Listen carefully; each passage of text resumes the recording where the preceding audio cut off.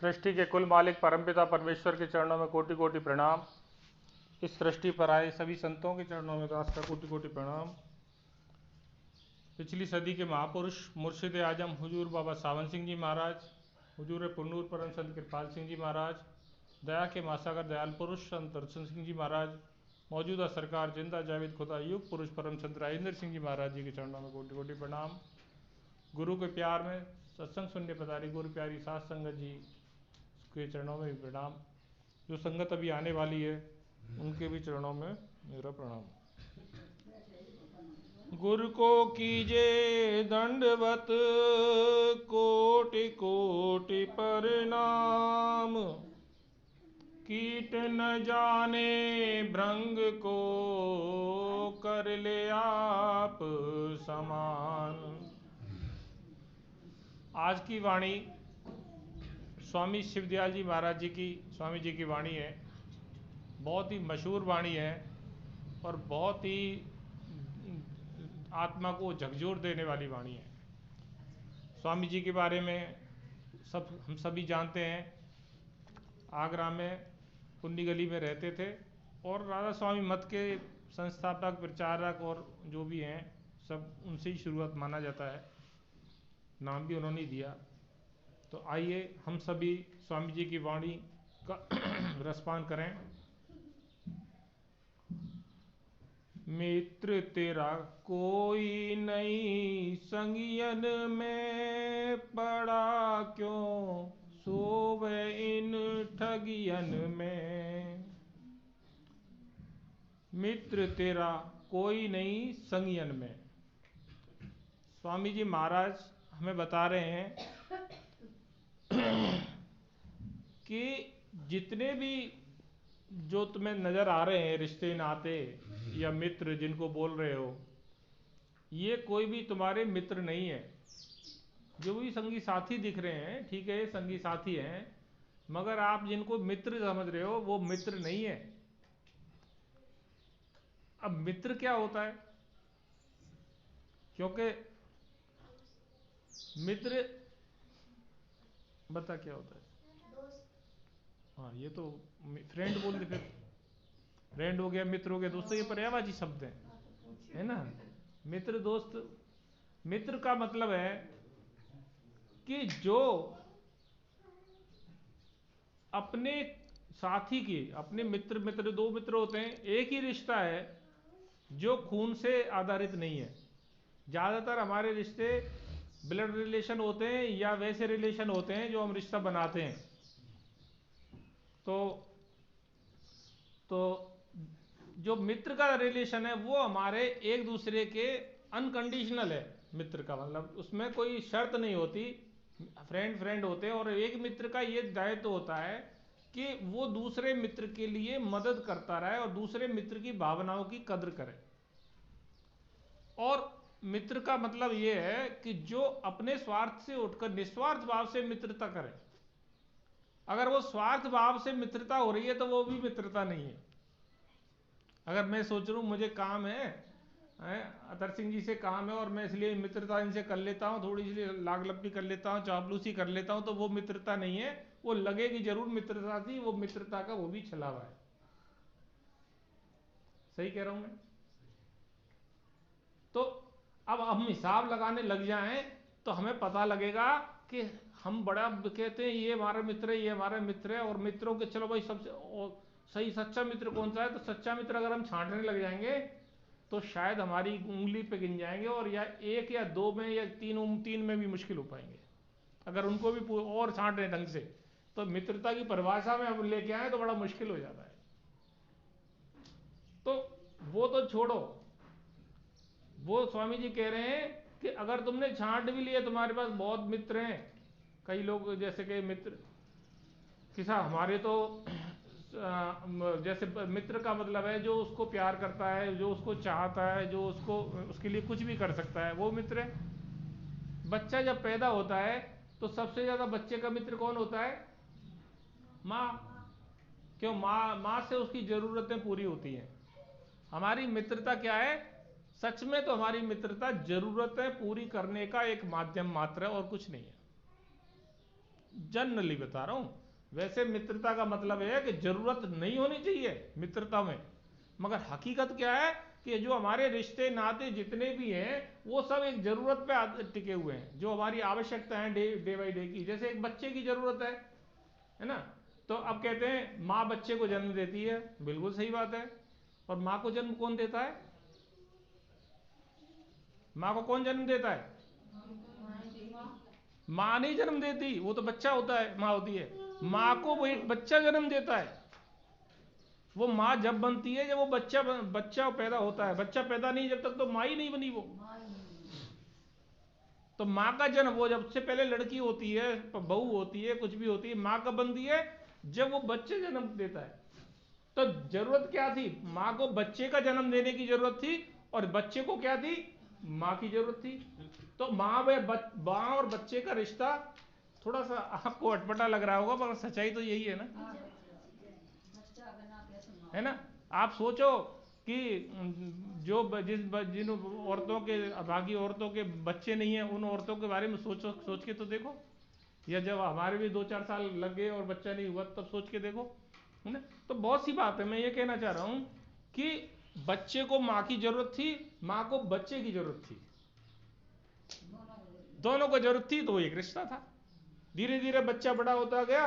अब माँ कोई काम में लग रही है तो बुआ खिला रही है, तो बुआ को जरूरत होगी बच्चे की, बच्चे को बुआ की होगी। एक दूसरे को, बच्चे बुआ को खिलौना चाहिए, बच्चे को बुआ चाहिए।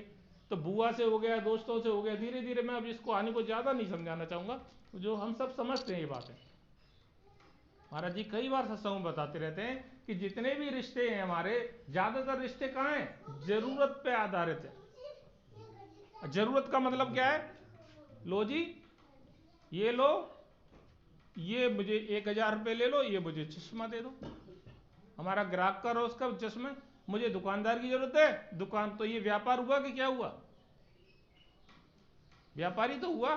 तो ज्यादातर रिश्ते ठीक है, हम इसको ये नहीं कहते ये व्यापार है, बस कहते नहीं है, मगर करते ऐसे हैं। कहते हैं कि हम कुछ और, मगर करते हम कुछ और है। ये बात प्रैक्टिकली है। तो मैं बिल्कुल खारिज नहीं कर रहा हूं। तो धीरे धीरे वो जरूरतें बदलती जाती हैं, बच्चा बड़ा होता है, दोस्तों की जरूरत पड़ जाती है, बच्चे फिर और बड़ा होता है तो फिर अपने शादी हो जाती है, तो उसका रिश्ता उसकी पत्नी से ज़्यादा हो जाता है, पत्नी से ज़रूरतें पूरी हो जाती हैं तो बच्चे पैदा हो जाते हैं, बच्चे पैदा होते बच्चों से रिश्ता हो जाता है। रिश्ते आगे आगे बदलते जाते हैं, और धीरे धीरे देखते देखते हम ये देखते हैं कि वो ही हमने रिश्ते को बना लिया जरूरत का एक माध्यम। हमारे सबकॉन्शियस माइंड में, हमारे अंतर मन में ये बात घुस गई, रिश्ते का मतलब इस व्यक्ति से काम लेना। और फिर हम सोचते हैं कि गुरु की जरूरत है तो गुरु बनाया जाए, तो एक नया रिश्ता हम बनाते हैं, सही है कि नहीं? और नया रिश्ता बनाते हैं गुरु का, और गुरु से भी देखते हैं इससे जरूरत पूरी हो रही कि नहीं हो रही, और जिससे जरूरत पूरी हो रही तो ठीक है, नहीं तो नया गुरु बना लेते हैं। और अगर गुरु से जरूरत पूरी नहीं हो रही तो नया गुरु बना लेंगे, और जरूरत पूरी होती रहेगी तो उसी गुरु का गुणगान करते रहेंगे। तो हमारे रिश्ते सोचो कहाँ टिके हुए हैं। पहली बात तो वो ये, मैं ये कहना चाह रहा हूं कि जो हम रिश्ते कह रहे हैं, जो मित्र कह रहे हैं, सच में हम मित्र किसी को मानते ही नहीं है। सच में तो हम वो मित्रता निभाते ही नहीं है जो कृष्ण और सुदामा की मित्रता बताई गई है। मगर दूसरी बात यह है कि अगर निभाते भी हैं तो वो होता क्या है? मित्रता तो हम निभाते हैं, हम सबके साथ रहते हैं, घर में भी रहते हैं, परिवार में भी रहते हैं, दोस्तों के साथ भी रहते हैं। तो ये कहता क्या है? तो स्वामी जी महाराज कह रहे हैं कि ये मित्र तेरे मित्र नहीं है, ये सब ठगियां हैं। आज बहुत ही तीखी वाणी है स्वामी जी की कृपा से, और वो तीखी वाणी को सुनाने वाला भी बहुत ज़्यादा ही तीखा है कुछ। मैं कोई सीधा तो नहीं, कड़वाई हूँ, कड़वी बात बोलता हूँ ज़्यादातर महाराज जी की। तो यहाँ कह रहे हैं कि वो जो तुम्हारे जो संगी साथी हैं वो ठगियां हैं। क्या बोल दिया?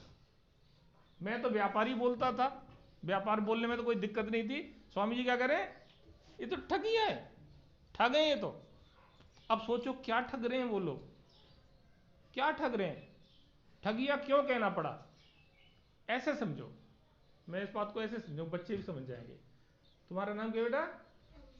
अंजलि की कोई फ्रेंड है संजलि? संजलि नहीं है? चलो कोई ऋचा होगी, शिवानी होगी, है कुछ भी होगी।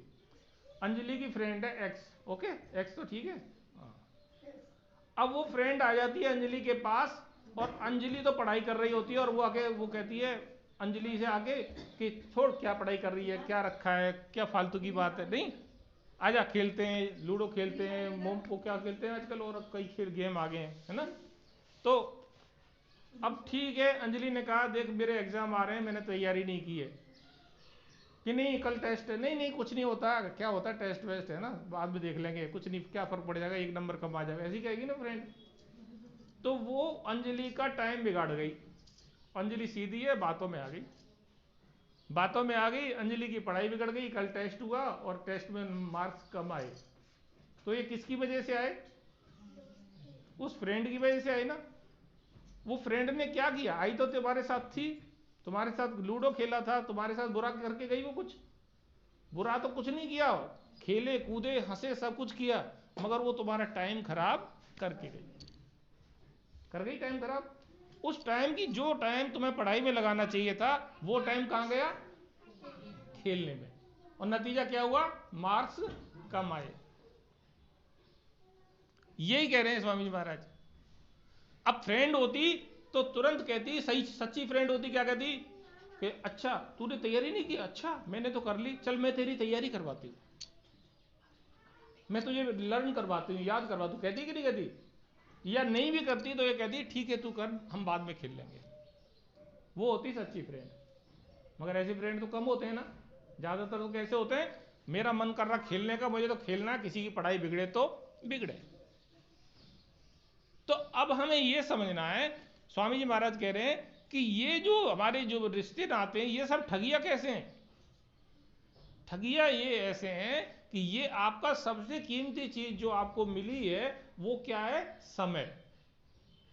आप हम समझते नहीं है, या समझते हैं कि हम समझें, अगर एक व्यक्ति किसी दूसरे व्यक्ति को कुछ सबसे ज्यादा कीमती चीज जो दे सकता है, वो सबसे ज्यादा कीमती चीज क्या है मालूम है?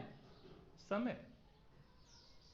आप किसी के घर जा करके 10 मिनट, आधा घंटे, 1 घंटे अपना समय देके उनके साथ बैठ के क्वालिटी टाइम स्पेंड करें, तो आपने उस घर को कुछ दे दिया।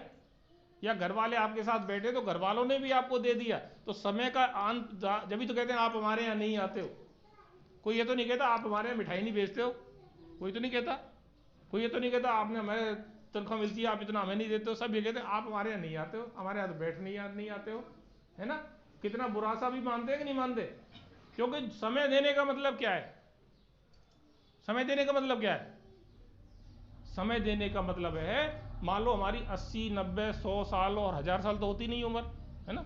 80, 90, 100, 200 भी नहीं है ना, 100 के आसपास मान लो। जितनी भी हमारी उम्र है, उस उम्र में से हमने कुछ हिस्सा अगले आदमी को दे दिया। समय देने का मतलब यही है ना। सही समझा रहा हूं? समझ में आ रही बात कि नहीं?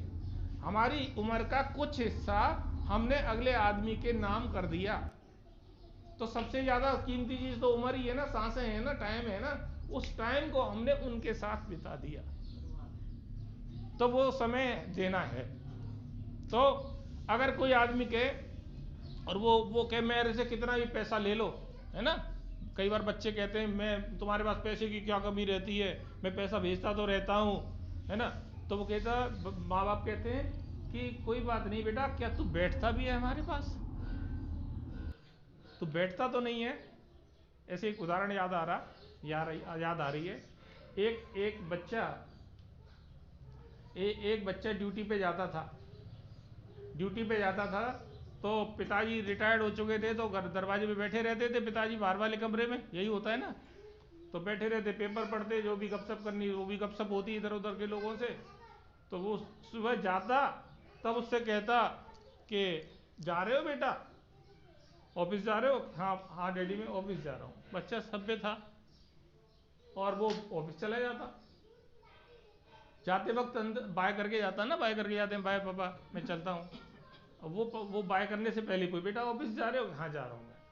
शाम को वो ऑफिस से आता, तो फिर वो पूछते आ गए बेटा ऑफिस से? क्या आ गए? और वो इतनी सी बात होती माँ बाप के बीच में, और वो बच्चा कहाँ चला जाता था? अंदर बाहर वाले कमरे में तो रहेगा नहीं, नेचुरली जाएगा, कपड़े चेंज करेगा, चाय पानी पिएगा, फ्रेश होगा, जो कुछ भी करना हो करेगा, फिर खाना वाना खाएगा, टीवी भी देखेगा, फिर सो जाएगा, दूसरे दिन फिर सुबह होगी, फिर सुबह वो ऑफिस जाएगा। तो वो पेरेंट्स से कितनी देर बात होती है उसकी? एक सुबह कितना आने और जाने की 2 बातें होती। तो 2 बातें होती, ये बात मुझे याद आ गई तो आज सत्संग में रही है ना। तो 2 बातें होती। अब ये बातें रोज होती और सालों हुई ये बातें, रोजा नहीं होती ये बातें। रोजाना वो ऑफिस जाता। एक दिन बेटे ने झिझला कह दिया कि डैडी आप ये क्या पूछते रहते हो रोजाना? आ गए बेटा, जा रहे हो बेटा? अब डैडी क्या बोले? डैडी ने कहा कि बेटा मैं आपसे यही तो 2 बात करता हूं पूरे दिन में, और तो कोई बात नहीं करता ना। बात समझ में आई?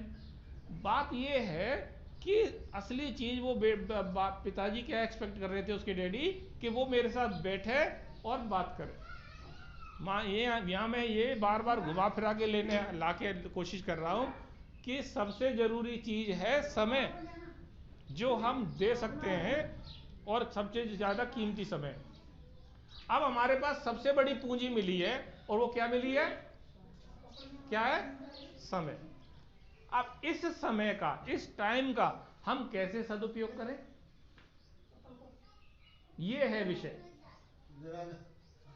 अगर ये समय हमें मिला, जैसे हमें पैसा मिला, हमें खूब तनख्वाह मिल रही है, और उस तनख्वाह को हम क्या कर रहे हैं? अपने दोस्तों के साथ दारू पी रहे हैं, और उल्टे सीधे काम कर रहे हैं, और बिगाड़ रहे हैं, पैसे को बर्बाद करते। पर पैसे की बर्बादी है कि नहीं?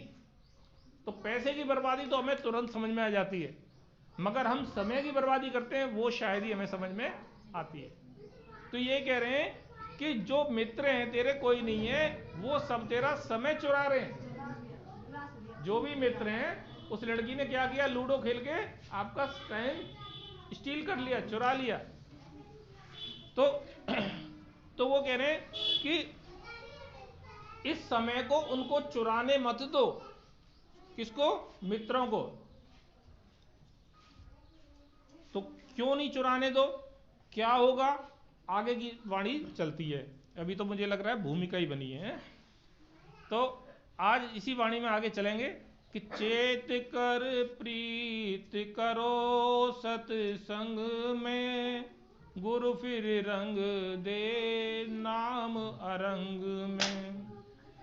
कि चेत करो, हे भाई, जो तुम कर रहे हो, जो अपना जो मित्रों के साथ जो समय बिता रहे हो, रिश्तेदारों के साथ समय बिता रहे हो, आप अभी होश में आ जाओ, सुधर जाओ, समझ जाओ, चेतावनी दे रहे हैं। और प्रीत करो सत्संग में।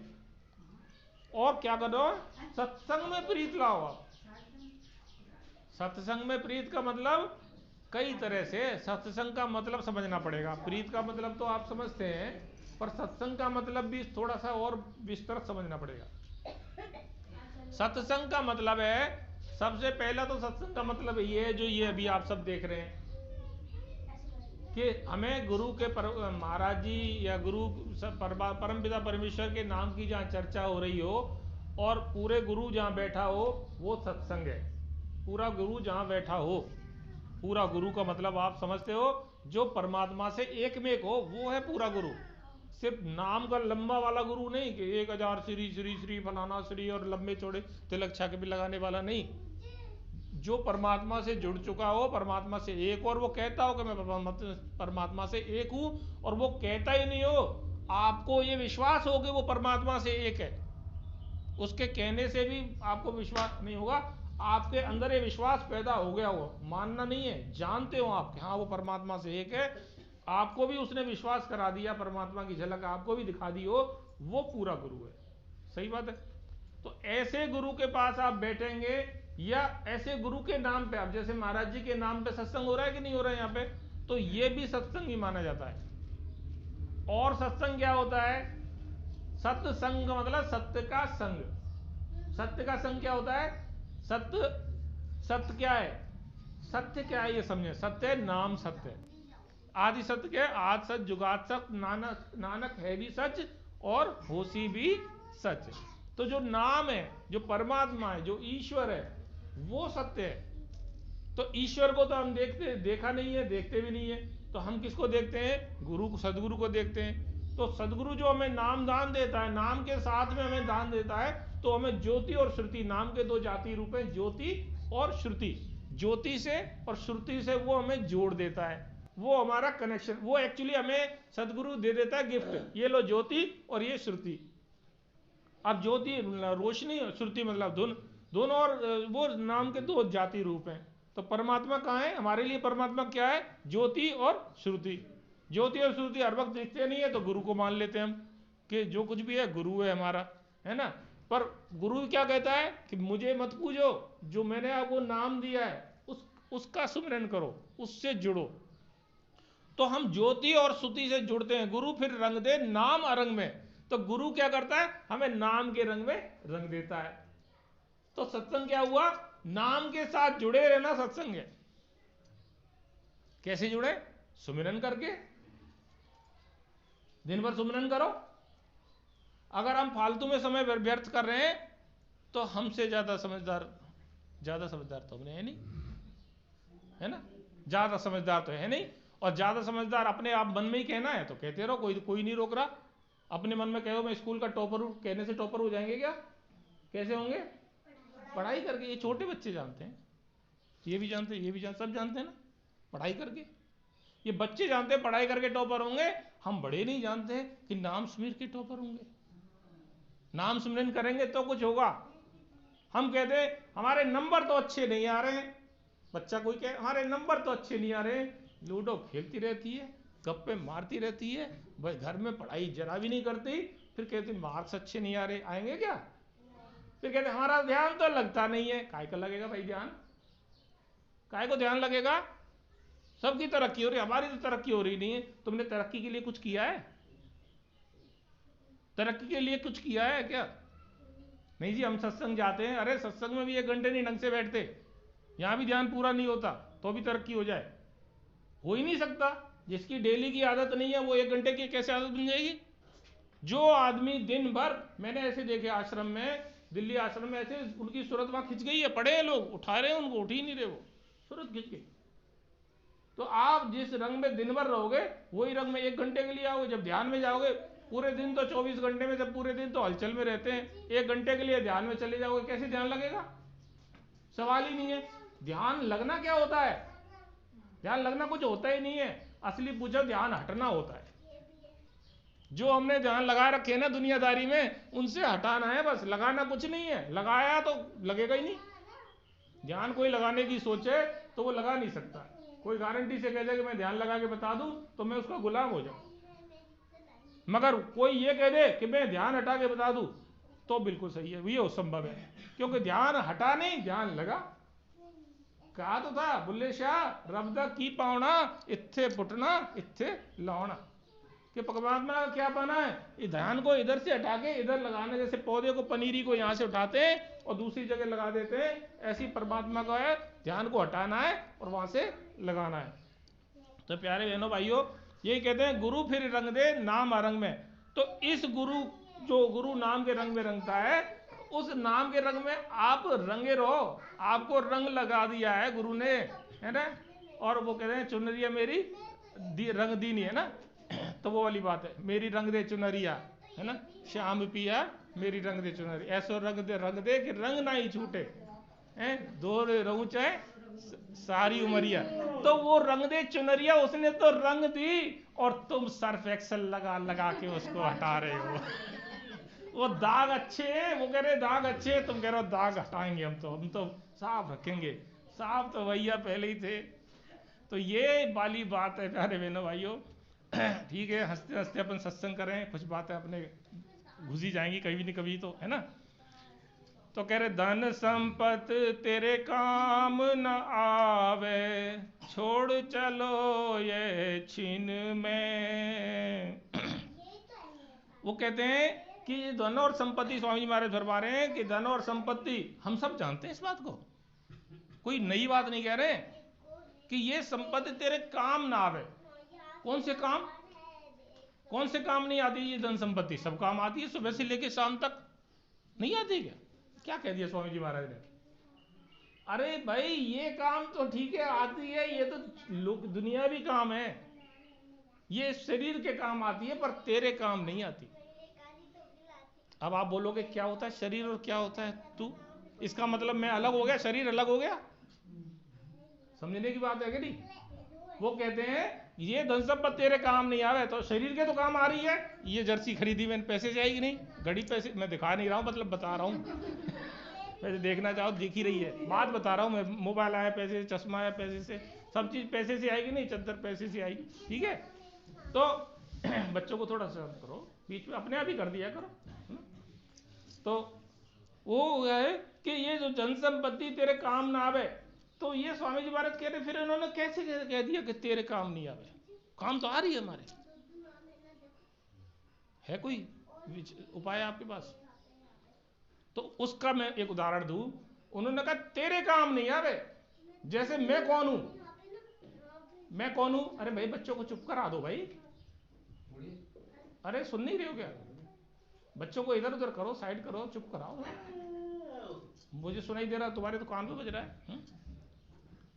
तो मैं कह रहा हूं कि ये जो धन संपत्ति तेरे काम नहीं आए, तो जैसे मैं कौन हूं, मैं देखूं, मैं अपना बात करूं, मैं कौन हूं बताओ, आप कौन है? जैसे मैं हूं ऐसा आप बोलोगे मैं तो ये हूं, मैं कहूंगा मैं राजेंद्र सिंह हूं। राजेंद्र सिंह क्या है? ये तो मेरे शरीर का नाम है। जैसे जब एक बच्चा पेट में पड़ता है, पेट में पहला दिन होता है उसका, तब वो क्या होता है? एक आत्मा होती है, आत्मा छोटा सा भ्रूण बनता है, धीरे धीरे लिक्विड बनता है, वो थोड़ा बड़ा होता है, फिर उसके हड्ड शरीर बनने लग जाता है, फिर उसके हड्डी बनती है, क्या क्या बनता है, हड्ड बनता है, बाल बाल बनते हैं, और 9 महीने बाद वो बच्चा पूरा हो जाता है। पूरा हो जाता है, फिर बच्चा कितना सा, एक बूंद भी बहुत बड़ी होती है, एक बूंद से लेकर के बच्चा कितना हो गया, 9 महीने का। फिर क्या होता है, अब उस बच्चे को कुछ मत, भाई अब तो पैदा हो गया, अब कुछ मत खिलाओ पिलाओ उसको, तो वो बड़ा हो जाएगा क्या? फिर क्या होता है, उसको खिलाते पिलाते हैं, खूब उसकी सेवा करते हैं, वो धीरे धीरे धीरे धीरे बच्चा बड़ा होता जाता है। अब ऐसे समझो कि जो जो घर है, आपका घर है, घर में आपने सामान इकट्ठा कर लिया, कूलर आ गया, फ्रिज आ गया, फलाना आ गया, ढिकाना आ गया, सब सामान आ गया, है ना, पूरा घर भर गया। तो वो सामान घर है या वो घर घर है ना? तो क्या है? घर घर है, सामान तो घर नहीं है। तो ऐसे ही हम क्या थे? हम तो एक आत्मा थे। हम क्या थे? आत्मा है थे, मगर हम भूल गए और हमने सामान इकट्ठा कर लिया। आत्मा ने क्या सामान इकट्ठे किए? टांग इकट्ठा कर ली, हाथ इकट्ठा कर लिए, बाल इकट्ठे कर लिए, हड्डी इकट्ठी कर ली, इतने सारे अंग इकट्ठे कर लिए, और बड़े भी कर लिए, गोरे कर लिए, कारे कर लिए, फेशियल कर लिया, यानी क्या क्या नहीं कर लिया, कि नहीं कर लिया, और सारे, और हमने इसका नाम दे दिया राजेंद्र सिंह। अब ये सही पूछा तो क्या है? राजेंद्र सिंह तो नहीं है ना, मतलब आदमी, जो आदमी कहता है मैं आदमी हूं, वो तो नहीं है ना। ये तो सब इकट्ठे किए हैं, और ये एक दिन इकट्ठे किए, एक दिन क्या ये खत्म भी हो जाते हैं, होते हैं कि नहीं होते? तो अब हम पहले यही समझ लें कि हम क्या हैं। हम ये नहीं है जो हम हैं, ये तो माया है। माया, आप दिख रहे हो वो भी माया, मैं दिख रहा हूं ये भी माया है, ये सृष्टि भी माया है। और वशिष्ठ जी ने यही तो कहा है, गुरु वशिष्ठ जी ने, रामचंद्र जी ये जो कुछ तुम देख रहे हो सब कुछ माया है। सूरज चांद सितारे, रामचंद्र जी कहते हैं कि ये सब आपको, ये चांद तारे ग्रह नक्षत्र दिख रहे हैं, ये सब माया दिखता है। हाँ ये सब माया है। और माया का मतलब क्या है? बिल्कुल, मैं सच, आज तो मेरा बिल्कुल ही मूड नहीं था ना करने का, पर ये 2-4 बातें तो मेरे दिमाग में चली रही थी, तो वो यहाँ पे आ ही गई। और माया का मतलब क्या है? जो चीज आज है और कल नहीं है तो माया हुई। जो चीज ये है, ये चश्मे का कवर है ना, और ये था भी, अब कहाँ है? खत्म, जादू हो गया कि नहीं? माया हुई कि नहीं हुई? तो अब तो नहीं है ना, ये खत्म हो गया, माया हो गई, जादू हो गया। तो जो चीज आज है और कल नहीं है वो सब क्या है? माया। और माया का मतलब सपना, उसको सपना कह दो, माया कह दो, या वर्चुअल कह दो, आभासी कह दो, इमेजिनेशन कह दो, काल्पनिक कह दो, सच तो नहीं कहेंगे ना, सत्य तो नहीं है ना। तो यही बात है कहने वाली कि ये जो धन संपत्ति तेरे काम ना आवे, क्योंकि जब हम जाएंगे, जब आत्मा जाएगी, शरीर छोड़ के जाएगी, सबको जाना है, आए सो जाएंगे, राजा रंक फकीर, एक सिंहासन चढ़ चले, एक बांधे जंजीर। तो सबको जाना है, पर सिंहासन चढ़ के जाएगा तो वो कुछ लेके गया, और जो जंजीरों में जकड़ा गया वो क्या करके गया? वो मूर्ख मूल गंवा दियो, वो मूल गंवाने वाली बात है।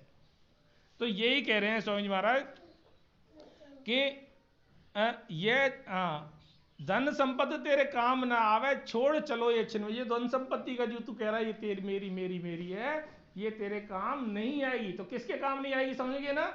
इस आत्मा के काम नहीं आएगी। यहाँ ये कहना चाह रहे हैं वो, हम समझ ही नहीं रहे इन बातों को। स्वामी वाणियां बड़ी शानदार हैं, मगर हम वाणियों को समझ ही नहीं पा रहे गहराई से। और कह रहे हैं आगे रैन अंधेरी बाहरी, काज करो कुछ दिन में। अब हम कहते हैं कि आगे, ये कहे आगे रैन अंधेरी बारी, रैन है रात, अंधेरी है, बहुत अंधेरी है। जैसे हम कहते हैं भाई रात होने वाली है, दिन में काम निपटा लो। पहले ये टाइम ऐसा था, बिजली तो थी नहीं स्वामी जी महाराज जी के टाइम पे, नहीं तो क्या दीपक होते थे, तो रात रात में कोई आदमी 7 बजे से 6-7 बजे दिन में काम करते थे, रात में वो खाना भी नहीं खाते थे, दिन में ही सब कुछ कर लेते, और रात में सिर्फ विश्राम करते थे, आराम करते थे। तो कुछ समय भी मिलता था सोचने का, विचारने का, कहानी सुनाने का। मुझे नहीं पता, मुझे कोई तो पता है गांव में पैदा हुए हैं, और जो हमारे साथ की उम्र के ही ज़्यादातर 2-4 साल बड़े होंगे, है ना।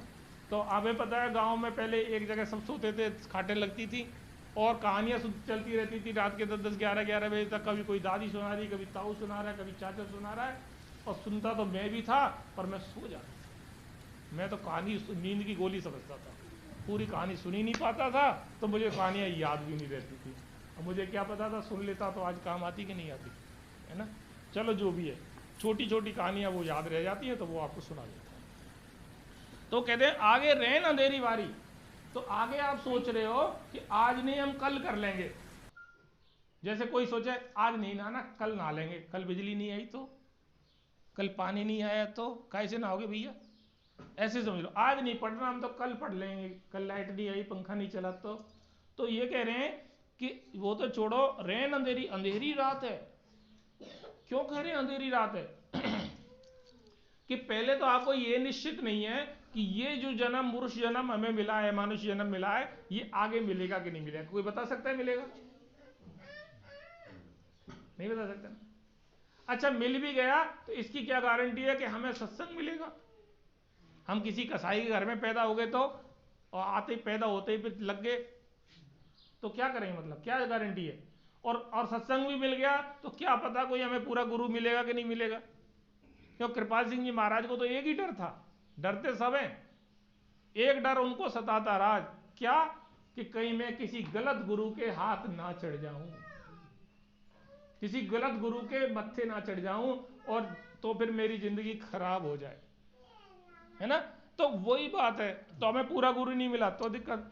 तो कहते हैं तो ये जो हमें समय मिला है, हमारे महापुरुष संत राजेंद्र सिंह जी महाराज, मौजूदा सरकार हमेशा कहते रहते हैं कि अब अगर हमारा जो जीवन है, अब हमारा जीवन कौन सा है? ये जो 70-80 साल वाला जीवन है या हमारी आत्मा का जीवन? बताओ कौन सा जीवन हमारा? आत्मा का जीवन। ये आत्मा ने जब यात्रा चालू करी, आत्मा जब परमपिता परमेश्वर से बिछड़ी, है ना, या जब से हमारे कई जन्म भय कीट पतंगा, कई जन्म गजबीन कुरंगा, कई जन्म पक्षी सर भयो, कई जन्म हैवर वृक्ष भयो, मिले जगदीश मिलन की वरिया, चिरंकाल है देह संजरिया। तो हम कितने जन्म हमने लिए हैं, अगर उनका हिसाब लगाने लग जाए, 84 लाख योनियां बोलते हैं, उनका हिसाब लगाएं तो कई करोड़ साल बन जाएंगे। बनेंगे नहीं बनेंगे? एक एक पेड़ की उम्र 500-500 साल हो जाती है, आराम से हो जाती है। कछुए की 500-500 साल हो जाती है, सांपों की 1000-1000 साल हो जाती है। तो कई जन्म कैसे, पत्थर भी रहे, पत्थर भी है, आपको क्या सोच रहे हो, पत्थर भी रहे होंगे अब। ये सब कुछ है ना, ये सब सृष्टि है, पत्थर भी सृष्टि है, कीड़े पटक सब कुछ सृष्टि। सॉरी, एक तो मेरा गला सही नहीं है 1-2 दिन से। और बोलने की आदत भी खराब है, माइक भी लगाया नहीं है बोलने का मन भी नहीं था और जोर से भी बोल रहा हूँ। थोड़ा ला के रख लेना, कोई पता नहीं है वक्त का, है ना। तो आगे रैन अंधेरी में, तो ये कह रहे हैं कि जो आगे का जो हमारी जो 5 करोड़ साल की उम्र है, तो उस पर हमारी ये 100 साल की जो उम्र है, इंसानी जन्म है 100 साल का, वो तो वो बोतलों में रखा, बोतल ला के रख दो बस। हाँ, नहीं नहीं ऐसे ही दे दो, कोई बात, जरूरत पड़ेगी तो नहीं, कोई जरूरत नहीं है। तो ये रैन, कोई नहीं, ठंडे की, तो रैन अंधेरी बारी, जो जो जो आगे की जो रात है, ये बहुत बहुत बहुत बड़ी है। रात क्यों बड़ी है? क्योंकि मानुष जन्म है, इसमें ही कुछ कर सकते हो, यही एक दिन है तुम्हारा। बाकी जितने भी जन्म हुए उनमें कुछ नहीं कर सकते, वो सब रात है। इस जन्म से पौड़ी छूटी, फिर हाथ न आवे, तो इस जन्म से हम चले गए, तो फिर समझ लो हाथ आवे या नहीं आवे पता नहीं, पर महापुरुष कहते हैं हाथ न आवे। ये बात तो सीधी सी बात है कि आज हम 1 घंटे सत्संग सुन रहे हैं, 1 घंटे सत्संग न सुन के घर में काम करते, तो घर में काम कर लेते, फिर 1 घंटे बाद आते, तो क्या ये सत्संग हाथ में आता? तो बस ऐसी ही बात है। तो जो चीज़ हमें हाथ में लेनी है, तो उसके लिए हमें समय से पहले चलना पड़ता है, समय के बाद चल के कुछ नहीं होता। तो कह रहे हैं काज करो कुछ दिन में, इसलिए ये जो दिन है हमारा आत्मा का दिन, महापुरुष हमारे महाराज जी कई बार सत्संग में कह चुके हैं। आप लोग 8-20 पे सत्संग सुनते होंगे, मुझे पता है, आप लोग बहुत प्रेमी हो, मेरे से ज़्यादा प्रेमी हो आप लोग, है ना, मुझे 100% यकीन है। तो वो कितनी बार कहा है कि आत्मा का दिन होता है ये इंसानी शरीर, इंसानी जो शरीर है हमारा, वो आत्मा का दिन है, और जो बाकी के शरीर आत्मा के लिए रातें हैं, क्यों, उनमें वो कुछ नहीं कर सकता। हालांकि आजकल इंसान ने तो रात को भी दिन बना लिया है, रात में भी हम सब काम कर रहे हैं, पर ये कहने वाली बात है, समझने वाली बात है। तो जो कुछ करना है अभी कर लो। यह देही फिर हाथ न आवे, फिरो 84 वन में। स्वामी जी महाराज कह रहे हैं यह देही जो इंसान, बार बार वही बात आ गई, मैं थोड़ा सा पहले कह जाता हूँ, यह देही जो इंसान का जन्म है, फिर हाथ नहीं आएगा, इसलिए 84 वन में, 84 लाख योनियों में फिर भटकते रहना, उनको वन बोल दिया। फिरो 84 वन में, वन का मतलब योनि होगा, है ना, या यूँ मान लो वन, है ना। तो जो 84 जो वो है, उनमें 84 लाख में तुम फंसते रहो, फिर दोबारा कभी इंसानी जन्म आएगा। क्या सोचते हैं हम, इंसानी जन्म ऐसे ही आ जाता है, ऐसे ही मिल जाता है? कितने महापुरुष हमसे कह रहे हैं, आज तक कितनी भी रामायण गीता महाभारत, कितने भी धर्म शास्त्र, सब एक ही बात पुकार पुकार के कह रहे हैं कि इंसानी जन्म 84 लाख योनियां पूरी करके मिलता है। कैसे पूरी करके मिलता है? कोई सजा है क्या? सजा नहीं, ये एक तरह का विकास है, विकास है। जैसे कहते हैं एक को, जैसे हम कहते हैं डार्विन का सिद्धांत बोलता है कि पहले एक कोशी जीव था, फिर धीरे धीरे विकास हुआ, विकास होते होते हम बंदर से बने, ऐसे कुछ बोलता है, विकासवाद बोलता है वो, है ना, कि विकास ऐसे हुआ था हमारी। तो चलो वो जितना जानता है उसने बोला, और वो गलत भी नहीं है, कहीं हद तक सही है ना, क्योंकि हर आदमी बोलता है, वो उसकी उतनी ही समझ होती है जितना वो बोलता है। मगर एक एक एक केंचुआ है, केंचुआ भी एक प्राणी है ना, सांप भी एक प्राणी है, गाय भी एक प्राणी है, भैंस भी एक प्राणी है, और इंसान भी एक प्राणी है। इनमें अंतर क्या है? ये जो प्राणी है, इनमें 2 तत्व की प्रधानता है। जल के जीव है, घास फूस, ये भी प्राणी है, घास फूस पेड़ पौधे, ये भी प्राणी है। कोई जलचर है, कोई नभचर है, कोई वायुचर है, कोई कैसे है। तो ये सब उत्तरोत्तर हमारी जो आत्मा, अब ये सही बूझो तो केंचुए का शरीर लिया है, तो वो आत्मा हमारी, जो आत्मा की चेतनता का स्तर इतना था कि वो केंचुए के शरीर से ज्यादा लायक है नहीं, उसकी पावर। ऐसे समझ लो, इसमें ये बिजली से चार्ज होता है ना, मोबाइल किससे होता है? बिजली। आपके यहाँ भी बिजली से होता है ना? अच्छा, इसमें वो क्या लगाते हैं, एडोप्टर, एडोप्टर लगाते हैं। एडोप्टर ना लगा के बिजली के 2 तार ऐसी घुसा दिए जाए तो क्या होगा? क्या हो जाएगा? फूक जाएगा, जल जाएगा, फटाक फटाक हो जाएगी। सही है कि गलत है? सही है। क्यों भाई, है तो बिजली वो भी।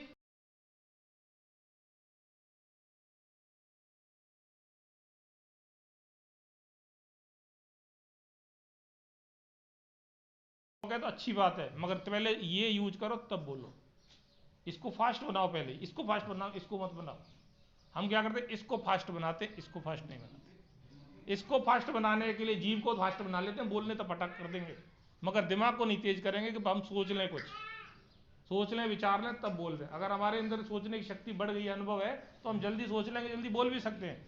इसलिए हमेशा पहले यहाँ फास्ट हो, ये दिमाग तेज होगा तो बोलना तो अपने आप आ जाएगा। बोलने के लिए तुम्हें सोचने की जरूरत नहीं पड़ेगी, प्रैक्टिस होती है। तो मैं ये कहना चाह रहा हूँ कि वो वोल्टेज, ये 12 वोल्टेज के लिए बना है, इससे 12 वोल्टेज का ज़्यादा सही है ना, ये तो सही है, और ये 12 वोल्टेज से ज़्यादा एडोप्टर से निकल के आएगा, उस करंट को ये सहन नहीं कर पाएगा। ऐसे ही जो ये शरीर है, आत्मा, केंचुए का शरीर है, कछुए का शरीर है, गाय का शरीर है, बकरी का शरीर है, मछली का शरीर है या पेड़ है, इनमें जो पावर, जो चेतना शक्ति, जो ग्रहण करने की क्षमता है, वो इतनी ही है। उत्तरोत्तर विकास हो रहा है, उसमें चेतना का विकास हो रहा है। तो सोचो, हमारी जो आत्मा की जो चेतन शक्ति थी, चेतना की पावर थी, हम वही थे, हम कछुए भी थे, हम कई जन्म में क्या क्या बने, मगर हम उत्तरोत्तर विकास करते गए। हमने अपनी चेतना शक्ति को बढ़ाया है, और बढ़ाने के बाद में सबसे ज्यादा चेतना शक्ति होती है इंसानों, सब जानते हैं। और इंसान संवेदनशील होता है, सारी इंद्रियां सक्रिय, इनकी 5 कर्म इंद्रियां दे दी, 5 ज्ञान इंद्रियां दे दी, तो लो चेतना की संवेदना को और ग्रहण करो। और इंसान ने तरक्की भी खूब कर ली इस चेतना शक्ति से, मगर वो तरक्की के जिस काम के लिए वो चेतना शक्ति दी थी, वो काम से दूर हो गया। चेतना शक्ति दी थी कि अब तेरा इससे आगे नर देही नारायण देही, शास्त्रों में लिखा है, नर देही नारायण देही, इससे आगे तो परमात्मा है और कुछ नहीं है, दूसरी योनि, इससे आगे देवता भी नहीं है, देवता भी नीचे की योनि है इंसान से। इंसान सबसे श्रेष्ठ है, देवता भी नहीं, किन्नर भी नहीं, और यक्ष भी नहीं, और कोई भी नहीं, कोई भी सुर असुर कोई भी नहीं, सबसे ऊपर है इंसान। और इंसान से ऊपर कौन है? सिर्फ परमात्मा। अब हम परमात्मा के करीब हैं, बिल्कुल हर इंसान करीब है, मैं नहीं हूं, आप नहीं, सब, हर इंसान करीब है। तो उसके लिए क्या करना पड़ेगा? उसके लिए जो परमात्मा के गुण हैं, अब हमें उन गुणों का चिंता करना पड़ेगा, परमात्मा का ही चिंतन करना पड़ेगा। जिसको हम चिंतन करेंगे, जिसको हम सोचेंगे, जिसके विचार करेंगे, जिसको हम चाहेंगे, हम उसे पाएंगे कि नहीं पाएंगे? हैं? आज किसी बच्ची ने कह दिया मैंने तो लूट खाना है, पिज्जा खाना ही खाना है। क्यों हंस गई? आज पिज्जा खाना ही खाना है, तो आज नहीं खाए, आज मिल गया तो ठीक है, नहीं तो शांति से नहीं मिलेगा तो क्रांति मच जाएगी। चाहिए चाहिए, ऑनलाइन खुद कर देंगे ऑर्डर, पैसे दो मुझे, तो है ना। तो वो इच्छा हमारे पिज्जा खाने की हो जाती है, वो इच्छा परमात्मा की हो तब है ना। तो यही बात है कि हम परमात्मा की भी इच्छा पैदा करें, और परमात्मा की उसमें यही कह रहे हैं ये बात कि 84 में चले जाओगे, नहीं तो 84 लाख योनियों से निकल के आए हो बड़ी मुश्किल से, अब तुम फिर वहां जाने का मूड है क्या? जाना चाहते हैं? किसको पसंद है केचुआ बनना? बता दे मुझे, हाथ खड़ा कर दे। गधा बनना तो नहीं किसी को पसंद? नहीं, मैं अपनी नहीं बता रहा हूँ, है ना। तो मैं यही कह रहा हूँ कि किसी को शायद ही पसंद होगा। फेल महाराज जी काहे भेजेंगे, हमें जाना है, यही तो कर रखो है, यही तो महाराज जी कह रहे हैं। मास्टर जी नंबर दे देंगे, मास्टर जी तो वो नंबर देंगे जो आप लिखोगे कॉपी में, कॉपी में लिखोगे तो नंबर आएंगे, चीटिंग नहीं चलेगी यहाँ। हाँ इतना कर सकते हैं, 33 नंबर नहीं 30 नंबर आए तो 3 नंबर का ग्रेस दे देंगे, तो ग्रेस दे सकते हैं, पर 30 तो लाने पड़ेंगे ना। फेल तो हो जाओगे, सप्लीमेंट्री दे देंगे। सप्लीमेंट्री क्या है? दोबारा पेपर में बैठो, तभी महाराज जी ने कहा 4 जन्म मिलेंगे तुम्हें ज्यादा से ज्यादा, वो सप्लीमेंट्री है।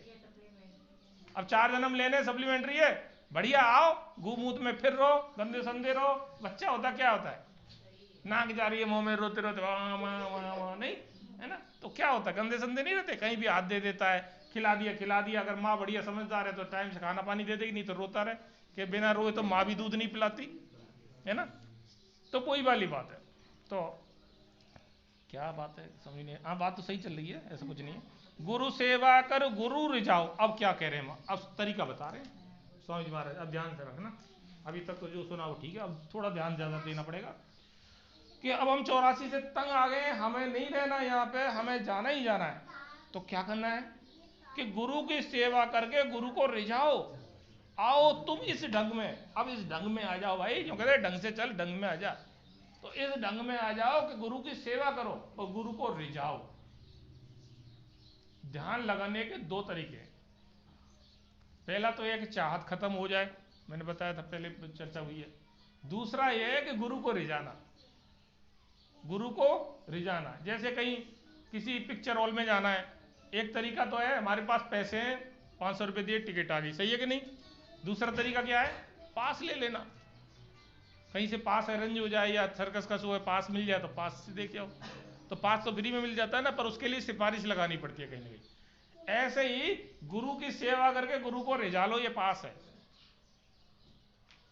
अगर हम भजन ध्यान कर पा रहे हैं बहुत बढ़िया, नहीं तो ये तो करो। वैसे गुरु की सेवा क्या है, सबसे पहले गुरु की सेवा क्या है, नंबर 1 की सेवा बताएगा कोई, क्या है नंबर 1 की सेवा? भजन ध्यान करना। भजन ध्यान है गुरु की सेवा। अगर आपने भजन गुरु की सेवा करनी है तो पहली गुरु की सेवा है, फर्स्ट नंबर की, भजन ध्यान करना। वो कहते हैं, कृपाल सिंह जी महाराज कहते थे, कम से कम 2.5 घंटे करो। और मौजूदा सरकार ने कहा है कि 2.5 घंटे कम से कम करो, अगर नहीं करते हो तो आधा घंटे से शुरुआत तो करो। तो पहला काम ये है। तो आप सभी जो उन्होंने नामदान ले रखा है, मेरी आपसे विनती है पूरी पूरी कि आप गुरु की सेवा पहली ये चालू करें, तो गुरु रह जाएगा। आधा घंटे तो कर सकते हैं ना शुरुआत, 30 मिनट नहीं कर सकते तो फिर केंचुआ देख लेना, केंचुए में रहना है तो वो क्या खाता है, वो बात नहीं करनी है। वो बात करके राजी नहीं, उसमें रहना पड़ेगा हमें, बात नहीं सुन सकते हम, गुबरेला बनना पड़ेगा हमें। बने हम कितनी बार, आज हम सुन नहीं सकते, बस इतनी सी बात है। बच्चा पढ़ाई नहीं करता है, फेल हो जाएगा, फेल की बात मत करो, क्यों नहीं करें, फेल हो गए और क्या होगा, कौन रोकेगा फेल होने से बच्चे को, पढ़ाई नहीं करेगा तो। या औरत घर को नहीं संभालेगी तो उसके घर को पतन होने से कौन रोकेगा। तो यही मेरी बात है प्यारे बहनों भाइयों। आज तो शुरुआत ही कही थी, आज तो तैयार है ना आप, है ना। स्वामी जी महाराज की वाणी है कि कह गुरु को रिझाओ, आओ तुम इस ढंग, गुरु बिन तेरा और न कोई, धार बचन ये मन में।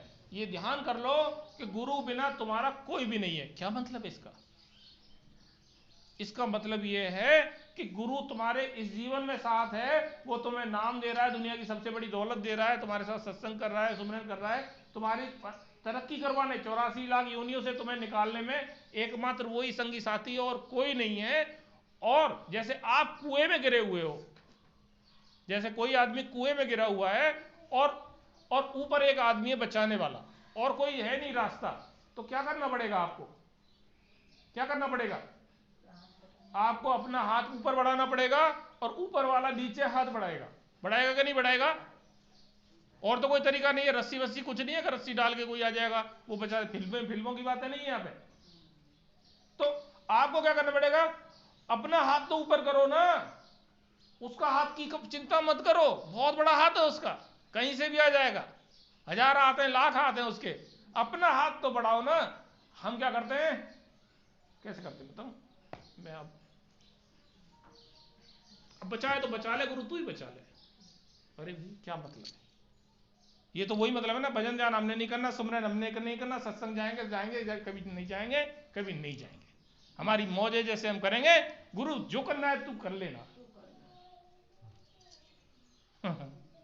सही है कि नहीं? सही है कि नहीं? बिल्कुल सही है। तो आज ये सत्संग सुन के जाए ना, तो मैं ये कहूँ आपसे निवेदन है कि आप कुछ मत बोला करो उसके बाद में, चर्चा ही मत करा करो, कैसी है बहन, कैसी है बहन, बहन कहीं सब कोई नहीं, मित्र तेरा कोई नहीं संगीन में, बता दिया आज बात क्लियर कर दी बिल्कुल।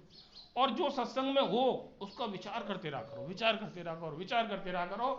तो आप सत्संग को पूरे दिन भी कर सकते हो, 4 दिन भी कर सकते हो, 6 दिन भी कर सकते हो, सालों भी कर सकते हो।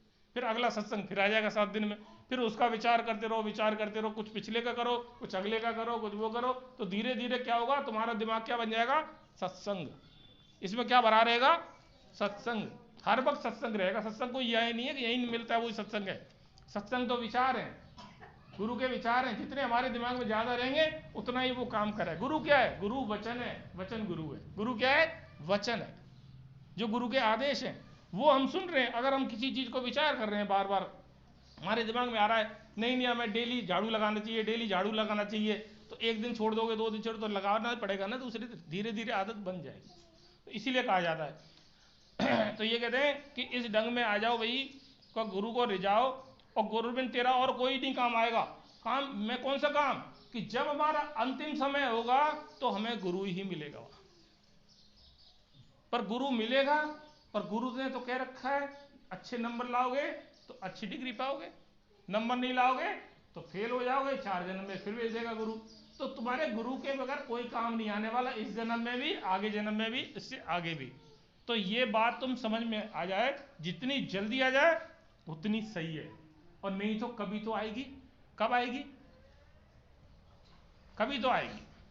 नामदान जिनको मिल गया उनको ये बात तो समझ में आएगी कि गुरु के बगैर कुछ नहीं है। और गुरु तो वो उसको कब आएगी बताओ जरा?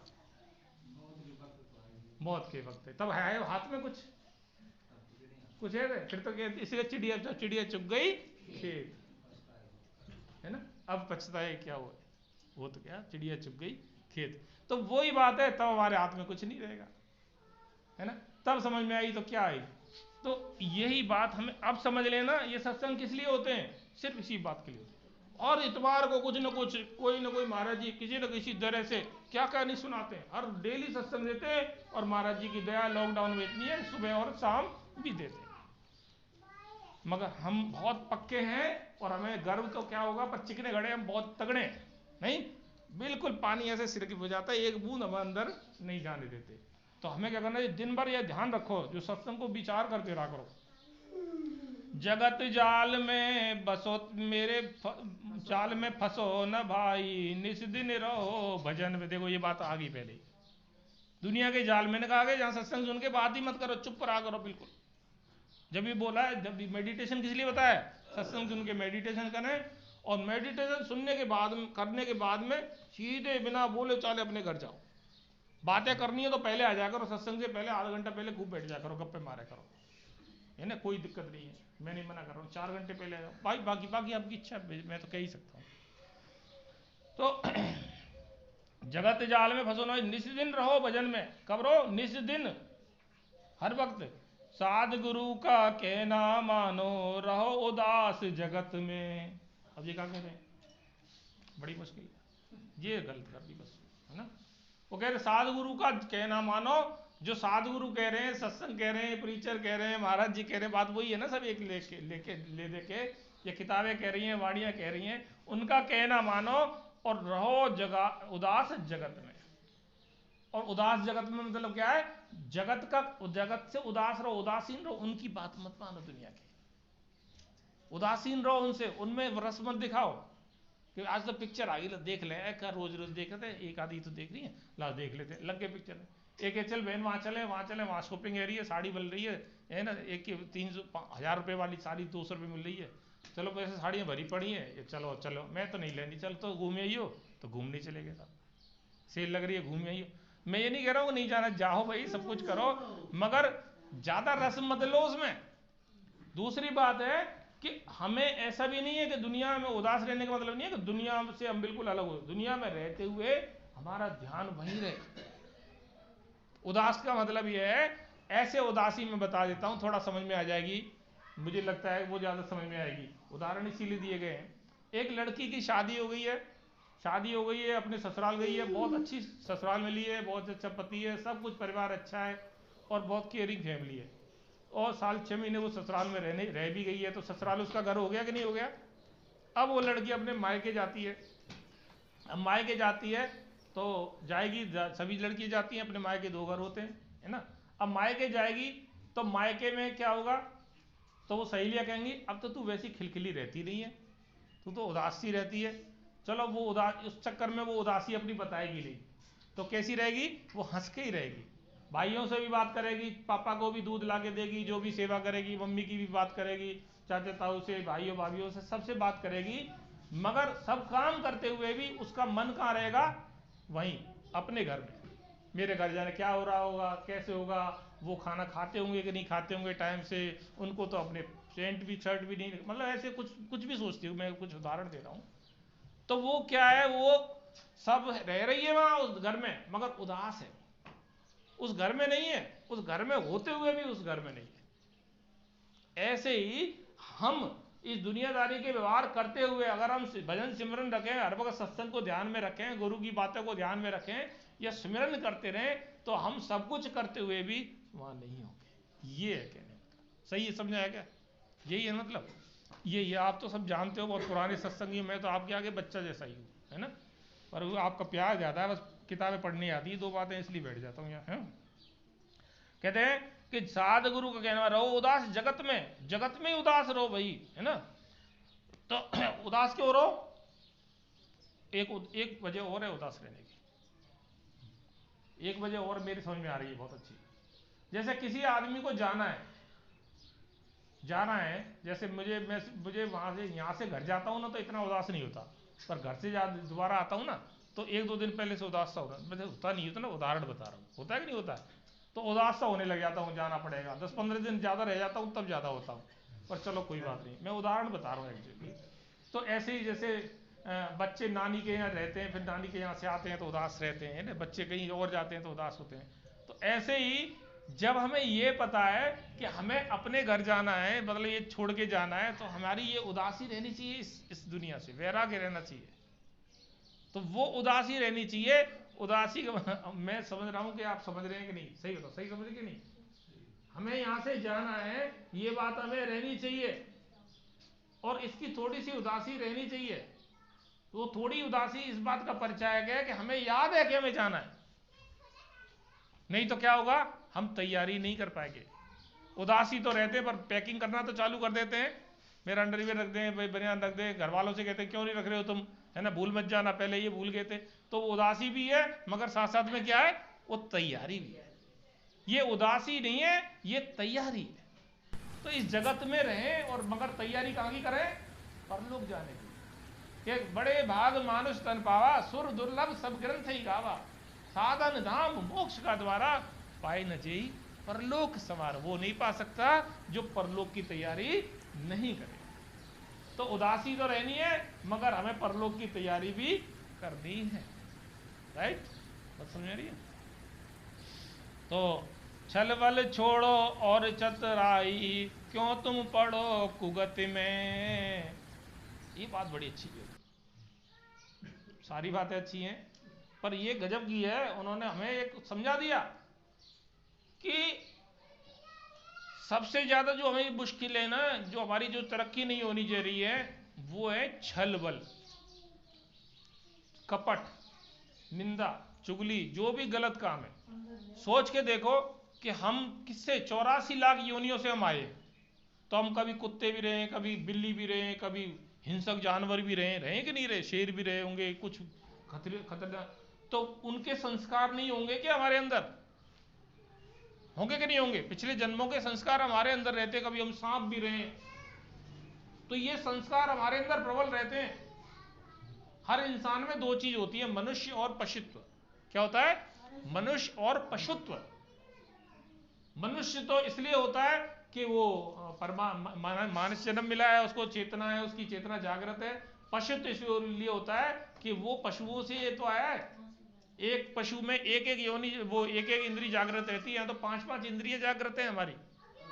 जैसे मछली की एक इंद्रिय है, मछली की है रसना की, तो उसको कोई मांस का टुकड़ा पानी में डाल देते हैं, कांटे में लगा के, वो फंस जाती है और वो जाल में आ जाती है। ऐसी हिरन की भी है, उसको ढोलक की आवाज सुनेंगे तो उसको पकड़ सकते हैं आप। ऐसी सबकी है करीब करीब, उनकी एक एक इंद्रिय है तो वो फंस जाते हैं। हमारी 5-5 इंद्रियां हैं, तो हम ज्यादा यूनियन निकली है और बुद्धि विचार भी ज्यादा है, इसलिए हमारे फंसने के ज्यादा चांस भी है। तो वो ये कह रहे हैं छल बल छोड़ो, ये जो पार्श्विक प्रकृति है, जो हमारे जो हिंसक प्रकृति है, जो हमारी रस लेने की प्रकृति है, निंदा चुगली की प्रकृति है, ये जो दूसरी गलत प्रकृतियां हैं, इनसे आप हटो। वो रामचंद्र जी ने भी कहा है कि डायरी नहीं में लेके आया, उन्होंने एक बुलाया, मैं चौपाई मुझे पूरी याद नहीं है, मगर ये कहें कि वो निर्मल जन वो अति व्यावा और छल कपट वाले मुझे बिल्कुल भी पसंद नहीं आते। वो कह रहे मुझे पसंद नहीं आते, जो कपट वाले लोग हैं वो तो मुझे बिल्कुल ही पसंद नहीं आते। रामचंद्र जी कह रहे हैं हम उनसे बड़े हैं, तो उनको पसंद नहीं आते तो हमें क्यों पसंद कर रहे हैं भाई? पहले बात करें, पहले तो हम अपने को ही छल कपट से दूर करें, और दूसरा क्या करें, जो छल कपट की बात कर रहा है उससे बैठना दूर कर दें। कैसा रहेगा? क्योंकि वो कोई भी औरत बुरी नहीं होती, कोई भी सास बुरी नहीं होती, कोई भी लड़का बुरा नहीं होता, बुरे होते हैं लोग, पड़ोसी जो सास को बिगाड़ देते। घर में आएंगे, अच्छा तेरी बहू ने रोटी नहीं बनाई, मेरी बहू तो सुबह ही आके रोटी बना देती है, मेरी बहू तो मेरे पैर दबाती, चाहे दबाती नहीं होगी, मेरी बहू तो ये करती है। अब वो कैसे गए, तब तो उसके आगे तो कहते कि हाँ मेरी बहू भी ऐसी है, चिंता में बाद में कहेगी देखा ना वो कैसे कह रही थी, आगे भर गई, लड़ाई करवा गई सास। अब वो सास उस बहू के पीछे पड़ जाएगी और उनकी बहू का क्या होता नहीं होता, पर यहाँ जरूर महाभारत चालू हो गया। ऐसी जो लोग बागों के, अब लोग बुरे हैं तो इसमें लोगों की गलती है कि हमारी गलती है? हमारी गलती, हम क्यों बैठे हैं? ये कांटा है चुभ रहा है, क्यों चुभा रहे हैं भाई? कांटा तो नहीं आ रहा है चल के, कांटा कभी चल के आया है? आपको कांटा चल के आता है ना, वो तुम्हारे घर पे आई, अरे वो घर पे जब ही आई जब तुमने बुलाया, नहीं बुलाया तो बिना तुम्हारे कहे वो बैठी नहीं, न बिना तुम्हारे कहे उसने सुनाया नहीं, उसने सुनाया जब है जब तुम्हारे कानों ने सुनना है, तुम्हें रस आया सुनने में, और तुम कह दो नहीं नहीं कोई बात मत करो, हमारी बहू से बढ़िया कोई बहू नहीं है, बात खत्म। झूठ ही बोल दो, इतना झूठ तो बोल दें कम से कम, फिर वो कहेगी वहां होगी तो लड़ाई वहां होगी, तुम्हारे घर नहीं होगी। तो हम अपने घर लड़ाई कांटे कहां से ले लेते हैं? बाहर से ले लेते हैं। हमारा बच्चा खराब, हमारे ही बच्चे खराब है, हमारे ही माँ बाप खराब, हमारी दुनिया में सब चीज हमारी खराब है। अरे हम खराब है, हम खराब है इसलिए सब खराब है। हम सब बदल जाए सब बदल जाएगा। अब मैं यहाँ वैसा प्रवचन तो नहीं देना चाह रहा हूँ, बाणी जी से चल रहे हैं तो कह रहे हैं कि छलबल छोड़ो। छलबल छोड़ने का एक तरीका, छलबल वालों से छोड़ो, वो तुम्हारे मित्र नहीं है। ऐसे लोगों के पास बैठो जो अच्छे हैं और अच्छी बात करते हैं, और वो ऐसे नहीं है तो उनके पास ही मत बैठो। किताबें पढ़ो, भजन सुमरन करो, महाराज जी के साथ रहो, अपने बच्चों के साथ। और कह रहे क्यों तुम पढ़ो कुगत में, ये क्यों गलत रास्ते में पढ़ रहे हो? सुमरन करो गुरु को सेवो, चल रहो आज गगन में। अब क्या कह रहे हैं? सुमिरन करो गुरु को सेवो, सुमिरन करो यानी भजन सुमिरन करो, भजन ध्यान करो और गुरु को सेवा करो और चल रहो आज गगन में। कौन से गगन में? वो अंदर की यात्रा में, जो ब्रह्मांड की कहते हैं अंदर चांद है, सितारे हैं, सूरज है, चंद्र है, वहां गुरु का निरुद्ध स्वरूप है और वहां मानसरोवर है। ये कहते कहते सुनते ही सुनते रह जाओगे या कहीं जाओगे भी, देखोगे भी अपनी आंखों से कि सुनी सुना ही रह जाओगे। अरे हम यहाँ आकर के ऐसे संत मत में आकर के, सावन कृपाल रूहानी मिशन में आकर के, जहां पे ये कहते हैं कि जब तक न पतिजू गुरु की बहनी, जब तक न देखूं अपनी नैनी, तब तक न पतिजू गुरु की बहनी। वो कहते हैं क्यों मान रहे हो? विश्वास करो, देखो अंदर आके। मगर देखें कैसे? हम इन आंखों से देखना चाहते हैं, इन आंखों से भी दिख जाएगा, पहले इन आंखों से देखो, पहले इन आंखों से देखो। और जो आंख परमात्मा गुरु ने खोल दी है, सदगुरु ने हमारे ने खोल दी है, उसके जो तरीका बताया, गुरु को सेवो, क्या कह रहे हैं? गुरु को सेवो, चल रहो आज गगन में, और फिर अंदर जाओ भाई। सेवक मतलब भजन करो, या गुरु के जाके वहां कोई आरती नहीं उतारनी गुरु की जाके कोई नहलाना धुलाना नहीं है, कोई खाना नहीं खिलाना, कोई भोग नहीं चढ़ाना। ये सेवा उनकी वही है जो हम कह रहे हैं, भजन सिमरन करना, सत्संग करना और सेवा करना। कल की खबर काल फिर लेगा, वहां तुम चलो अगिन में। और दो तरीके हैं। अच्छा टीचर क्या होता है? बच्चों को पूरा ज्ञान भी देता है, मगर साथ साथ में उनको चेतावनी भी देता है कि अगर तुम नहीं सुधरे तो देखो क्या हाल होने वाला है, तुम फेल हो जाओगे, पिछली कक्षा में आ जाओगे, तुम्हारे साथ के बच्चे बड़े बड़े होंगे, तुम्हें चिढ़ाया करेंगे। बोलता है कि नहीं बोलता है? नहीं तो तुम गधे बनोगे, नालायक बन जाओगे, कुछ नहीं होगा और भैंस चराओगे। कहेगा कि नहीं कहेगा? है ना, बेलदारी करोगे, मजदूरी करोगे। वो कह रहे हैं या तो पढ़ाई कर लो, तो समझदार बच्चा तो पढ़ाई कर लेता है और वो आगे बढ़ जाता है, और जो बेवकूफ बच्चे होते हैं वो क्या करते हैं? ऐसे ही कहता रहता है टीचर, तो दूर हट जाओ,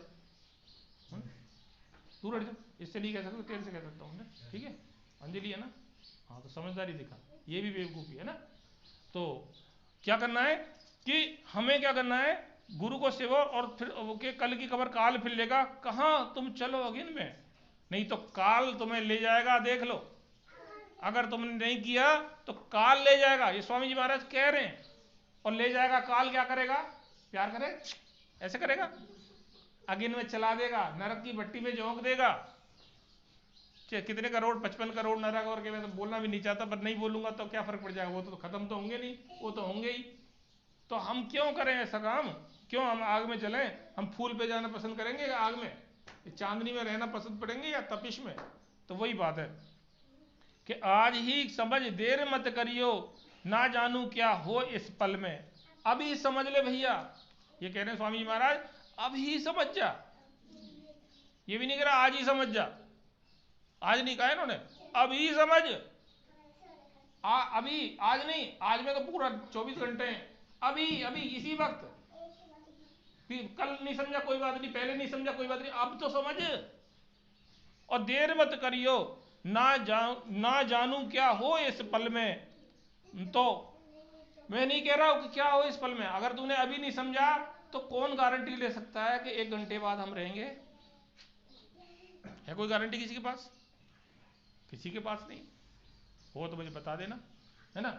अगर ऐसी गारंटी होती तो जीवन बीमा कंपनियां होती नहीं। फिर ये जीवन बीमा कंपनियां, इंश्योरेंस कंपनी किस दम पे चल रही है कि भैया तुम्हारा कल कुछ भी हो सकता है, लाओ 5 लाख का बीमा कराओ, 10 लाख का कराओ। हम तो बड़े लालची, हम कहते हैं ठीक है कर दे भैया, है ना। हम नहीं, हमारे बच्चों को काम आएगा, मतलब ठगने में तो हम लगे ही रहते हैं, है ना। बीमे के माध्यम से मरने के बाद भी सोचते हैं कि 10-20 लाख में दे के चला जाओ, है ना। पेट ही नहीं भरता हमारा, लालच की कोई सीमा ही नहीं है। तो एक जीवन बीमा वाली कंपनी के घर कोई आया, तो वो आया, एजेंट आया, तो एजेंट ने कहा कि भाभी जी नमस्ते, भाई साहब हैं? कि भाई साहब हैं तो सही, कोई बीमा कराएं, भाई साहब से पूछ लो। अरे भाई साहब, आप पहले बीमा करा के गए, उसका तो कोई फायदा अभी तक मिला नहीं, समझे? उसके हस्बैंड का बीमा करा के गए 5 लाख का, उसका तो फायदा मिला नहीं कोई भी। कब मिलता है जी बीमा का फायदा, बताओ कब मिलता है? तो आदमी तो मरा ही नहीं, तो क्या फायदा था बीमा का? अब समझ में आया, इतनी देर लगी मुझे समझाने में, बताओ है क्या कह रहे? तो ये बात है, ये चुटकुला था थोड़ा हंसी के लिए। तो बात ये है कि कोई चीज़ का फायदा तो तब है ना। तो हम तो सोच रहे हैं मरेंगे तो है ही, ये काम भी कर ही लें, वरने तो यही आ रही है तो कल।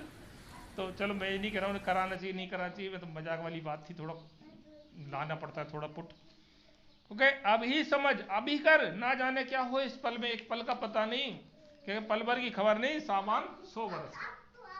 यो समझाए कहे राधा स्वामी, मानो एक वचन में।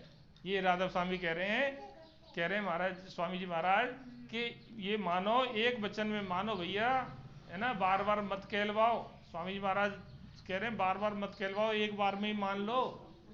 और तुम्हें 100 बार, एक बार में नहीं मानोगे तो तुम्हें 100 बार भी कह जाएंगे तो भी नहीं मानोगे। समझदार आदमी क्या होता है? 3 तरह के लोग होते हैं।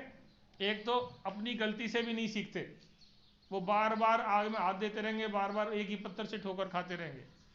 एक लोग ऐसे होते हैं जो ठोकर खाएंगे, समझ जाएंगे कि भाई अब मुझे इस पर ठोकर नहीं खानी, अपनी गलती से सीखते हैं। और सबसे बुद्धिमान वो लोग होते हैं जो दूसरों की गलतियों से सीखते हैं, वो सबसे बुद्धिमान होते हैं, वाइज पर्सन होते हैं, उनको बुद्धिजीवी बोलते हैं। तो अगर जैसे किसी के हाथ करंट लग गया, तो आपको पता है वहां जाके करंट लग गया, वो आदमी मर गया या कुछ घायल हो गया, तो अब हम जाके चेक करेंगे, ये देखें करंट कैसे लगता है, करेगा कोई चेक? तो वही बुद्धिमान है बस। और मूर्ख क्या करेगा? कैसे लोगों को नहीं देखूं, है ना। तो वो वाली बात, मूर्ख है।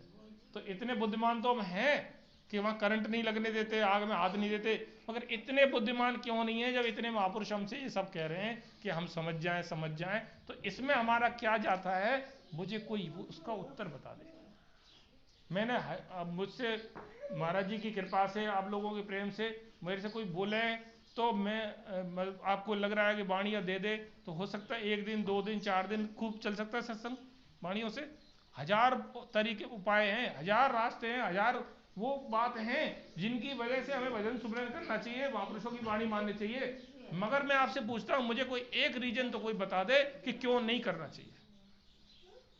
है कोई एक कारण कि क्यों नहीं करना चाहिए? तो जब ये कारण नहीं है तो किस कारण पे हम बैठे हैं? हाँ, एक कारण है बस, आलस। आलस है बस, है। और आलस हमारा सबसे बड़ा शत्रु है। हमारा शत्रु कोई नहीं है, आलस है ना। हम विचार नहीं करते, दूसरा कारण है विचार नहीं करते। जो बात तो कही, यहां से सुनी, यहां से ले, चिकने घड़े की तरह। तो हम अगर विचार करें इन बातों पे, तो भी कोई जरूर नहीं, हम आलस को हटा सकते हैं। हम खाना बनाने में तो आलस नहीं करते, सुबह शाम खाना बनाते हैं। हम ऑफिस जाने में तो आलस नहीं करते, हम नहाने में तो आलस नहीं करते। हम महाराज जी कहते हैं तुम 15 मिनट आधा घंटा बैठने का ही आलस करते हो, बस इसी के लिए आलस है तुम्हारा। अरे एक बार बैठ के तो देखो, महापुरुषों के लिए, है ना। हमने बहाने ढूंढ रखे, हमें टाइम नहीं, टाइम नहीं है। टाइम नहीं है तो ठीक है, नहीं है टाइम तो मजे करो, टाइम नहीं है तो फिर वहां भी टाइम नहीं है।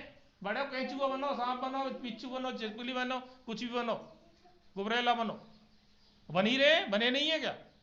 ज़्यादा हो गया है ना। तो ठीक है, आज की वाणी स्वामी जी महाराज की वाणी थी। जो भी अच्छी बातें थी वो तो स्वामी जी की और महापुरुषों की होती है। मैं तो इसमें बीच में कहीं मिला दिया हो तो मुझे पता नहीं है, कुछ कहा हो तो मुझे क्षमा कर देना। आपको बहुत बहुत फिर प्रणाम, नमस्कार, दादा स्वामी। थोड़ी देर के लिए हम सब ध्यान बैठेंगे।